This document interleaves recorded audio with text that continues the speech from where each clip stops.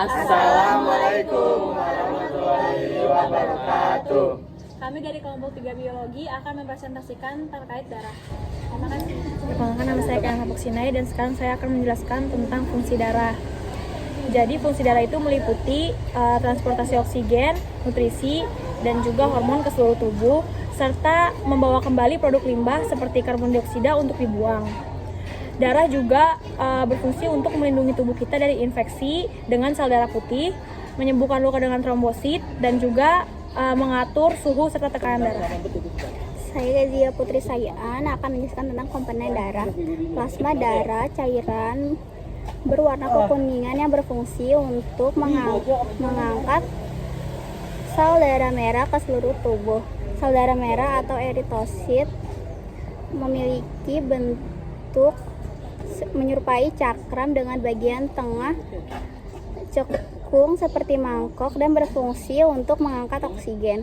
Sel darah putih atau leutrosit memiliki peran penting untuk menjaga kekebalan tubuh dan melindungi tubuh dari infeksi.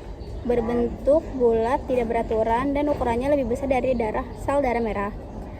Trombosit, sel darah kecil berbentuk oval, berfungsi untuk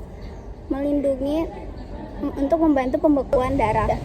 Saya Muhammad Adika akan menjelaskan jantung bagian kiri. Yang pertama ada aorta.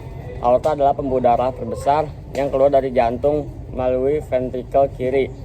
Fungsi dari aorta adalah untuk mengalirkan darah beroksigen dari jantung ke seluruh tubuh.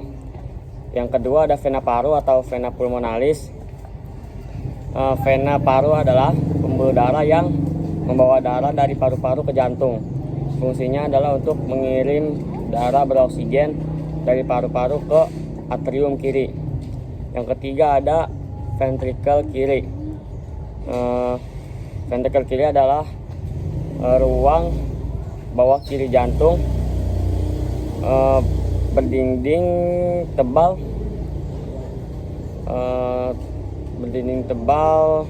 tugasnya berat. Fungsinya adalah untuk memompa darah beroksigen keluar melalui aorta ke seluruh tubuh. Yang terakhir ada atrium kiri. Atrium kiri adalah ruang atas kiri jantung. Fungsinya adalah menerima darah beroksigen dari vena paru lalu mengalirkannya ke ventrikel kiri. Selamat pagi Pak Misbah, saya Misel. Saya akan menjelaskan tentang jantung di bagian kanan. Yang pertama ada vena cava superior. Vena cava superior ini adalah pembuluh darah yang besar terletak di atas. Fungsinya mengangkut darah kotor dari kepala, leher, dada, dan tangan. Lalu vena cava superior ini akan mengalir ke atrium kanan. Atrium kanan ini ruangan jantung bagian atas di sebelah kanan. Fungsinya menerima darah kotor dari vena cava superior dan vena cava inferior. Nah, setelah itu darah ini akan mengalir ke ventrikel kanan. Jadi ventrikel kanan ini fungsinya untuk memompa darah kotor ke paru-paru melewati arteri pulmonalis. Jadi di paru-paru ventrikel kanan ini akan dibersihkan yang tadinya CO2 menjadi O2. Nah, yang terakhir ada vena cava inferior. Fungsinya untuk mengangkut darah kotor dari bagian perut, kaki, dan pinggang. Darah ini masuk ke atrium kanan bersama aliran dari vena cava superior. Nah, cukup sekian penjelasan jantung bagian sebelah kanan. Terima kasih Pak Misbah. Oke, perkenalkan nama saya Kenzo. Saya akan menjelaskan paru-paru dan jantung. Nah, di sini pertama ada aliran darah. Nah, yang merah ini nih, yang ini aliran darah yang aliran yang kayak akan oksigen. Kalau yang biru pencet. Nah, kalau yang biru ini itu kayak akan karbon dioksida. Nah, di sini ada paru-paru. Bagian-bagian paru-paru ini saya akan jelaskan.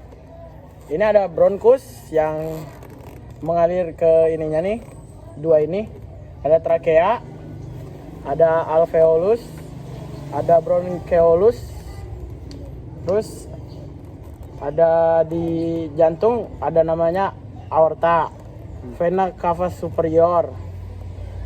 Terus yang mana sih? Nah, yang ini nih namanya atrium kanan. Ini ada nih ventrikel kanan. Nah, yang ini vena paru yang biru ini. Yang ini atrium kiri.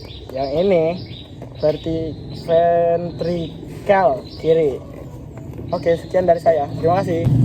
Halo, nama saya Fari. Saya ingin menjelaskan tentang sirkulasi darah. Peredaran darah itu terbagi menjadi dua, yaitu peredaran darah besar dan kecil.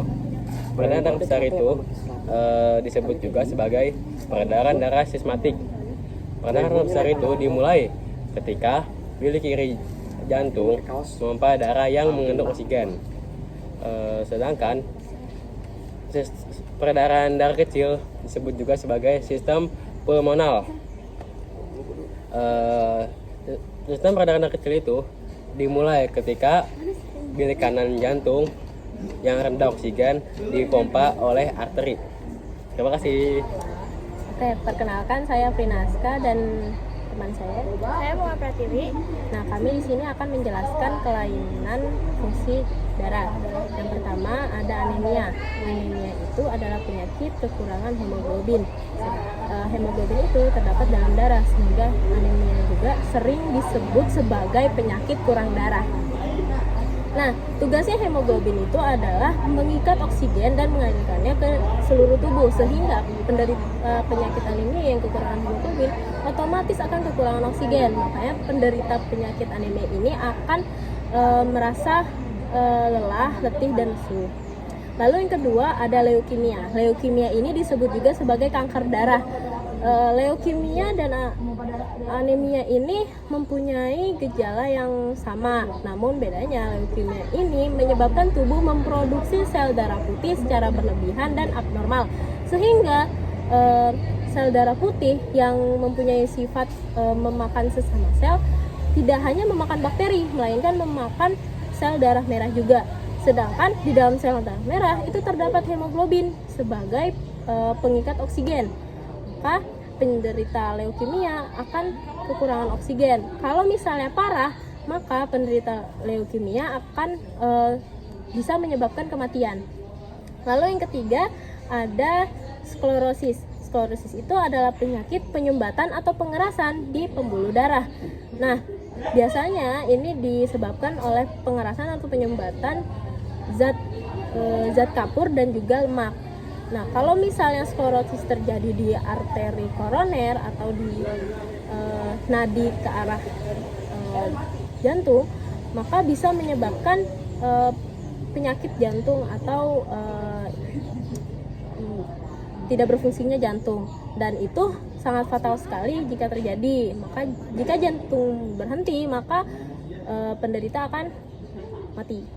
Lalu kalau misalnya sklerosis terjadi di arteri otak, maka akan bisa terjadi stroke karena suplai darah atau suplai oksigen ke dalam otak itu berkurang, sehingga beberapa sistem otak akan mati.